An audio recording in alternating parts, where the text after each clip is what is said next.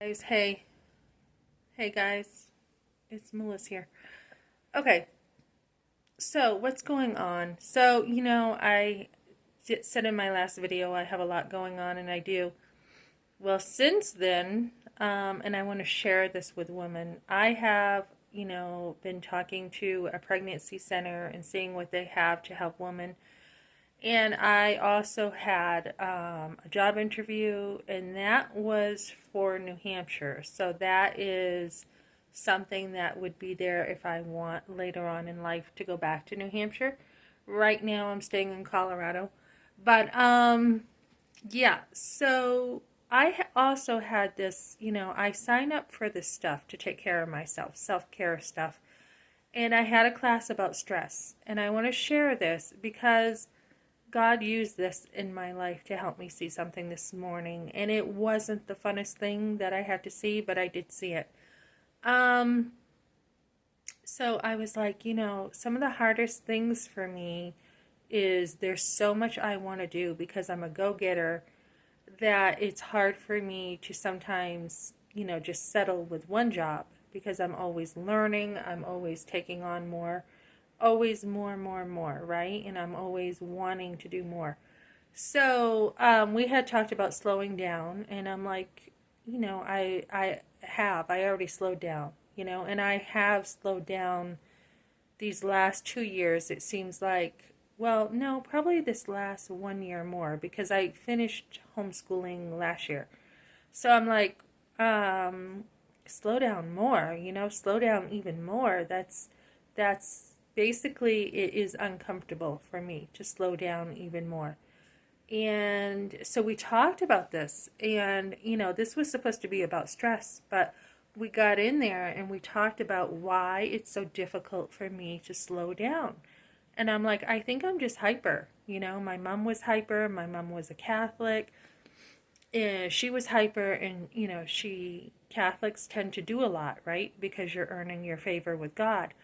And then I was talking about, with my father. He definitely pushed me, a lot. Like, why do you have a B? Why not an A? Why not do better with this and that? And so, even though my father did do that and I gave up, by the time I was in high school, I didn't care anymore. I just felt like I could never make him happy. I had given up. So, but now I still have those same habits of pushing myself. And I'm like, why do I do this? Right? So, you want to take some time to examine yourself. And I came to the conclusion after the phone call or the Zoom call, I'm like, yeah, this is why I have done this. I find my validation and acceptance and love through pushing myself. And I don't know why I have done that all my life. It's like I just will push myself, and push myself. And it's a way for me to just feel good about myself, I guess. And that's okay to a certain degree.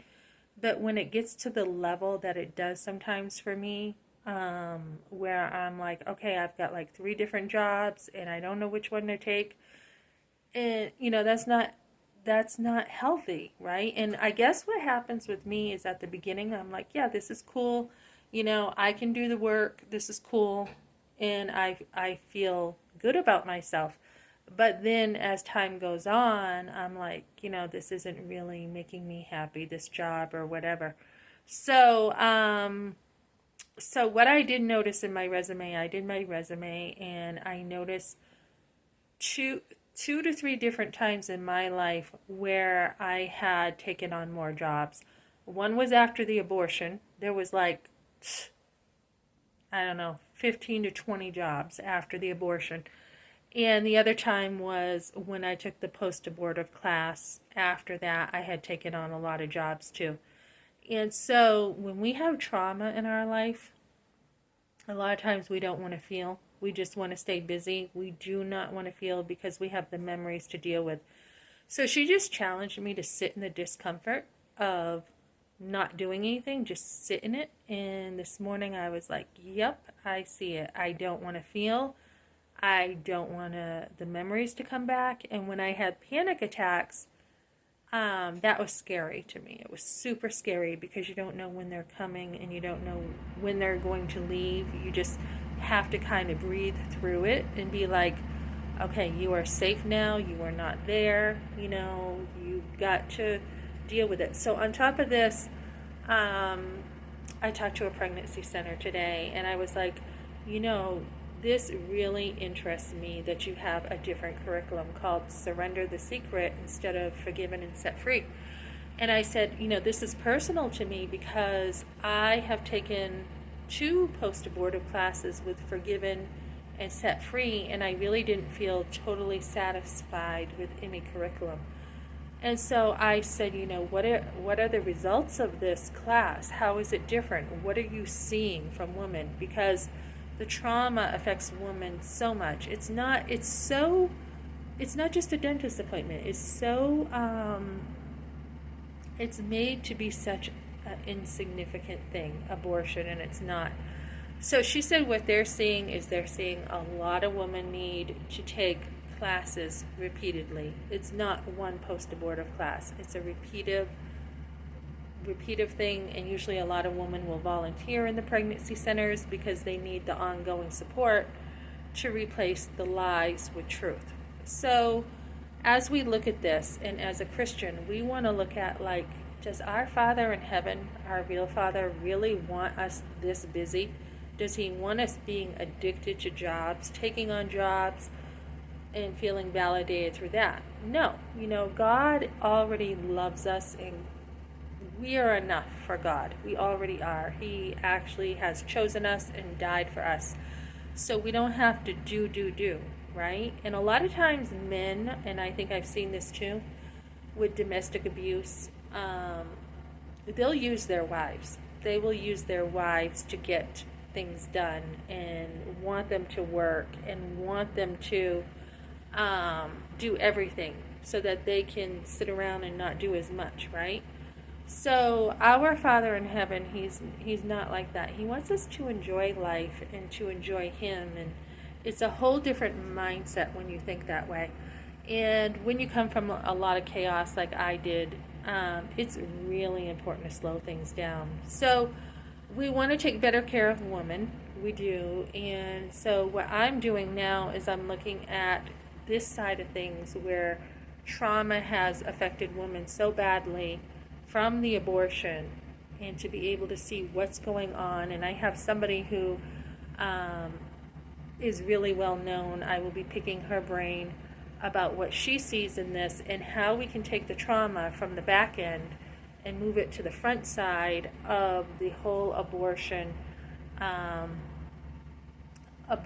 movement, or whatever you want to call it, and show women this is the kind of stuff you will be dealing with. This is how it will affect your life. It's not a little small decision, but it's huge. And it even comes to the point in your life where you can, find that certain things from the abortion are still affecting you, where you want to stay busy instead of feeling what happened with the abortion. So that's kind of what I'm working on. That is important to me, and readjusting and realigning my life to say, okay, as I slow down, do I really want this job? Where are my priorities? I love to learn, but do I really want this job? So that's kind of what I'm doing today. Take a step back from your life, ladies. Look at, are you staying busy to avoid some feelings in your life? Are you, still in denial about some things? Are you still sweeping things under the rug? Take a hard look at yourself. It's not fun. It will probably hurt, but take a look at yourself. And, it did hurt today for me to say, why am I still feeling like, I'm uncomfortable with sitting still? Why am I still running from some things that happened with the abortion? So take a look at yourself. Do it with other women. Women need women. You can't heal from this by yourself. Okay, thanks for joining me, guys.